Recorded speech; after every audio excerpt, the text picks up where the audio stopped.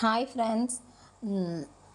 யாரெல்லாம் விளாம்பழம் சாப்பிட்ருக்கீங்கன்னு சொல்லுங்கள், கமெண்ட்டில் கண்டிப்பாக கமெண்ட் பண்ணுங்கள். ஏன்னா விளாம்பழம் செம்ம டேஸ்ட்டாக இருக்கும். All time favourite விளாம்பழம்.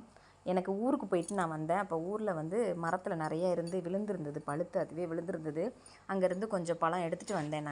நான் அந்த பழத்தை சும்மா சாப்பிட்றத விட அதை அப்படியே உடச்சிட்டு அந்த பழத்தில் உள்ள பல்ப்பை எடுத்து அது கூட நம்ம கொஞ்சம் வெல்லம் சேர்த்துக்கலாம். கொஞ்சம் வெல்லம் சேர்த்துட்டு அதுக்கப்புறம் ஒரு சிட்டிகை உப்பு சேர்த்துக்கணும்.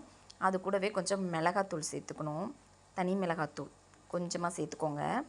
சேர்த்து கொஞ்சம் நிறைய சேர்த்தாலும் நல்லா தான் இருக்கும்.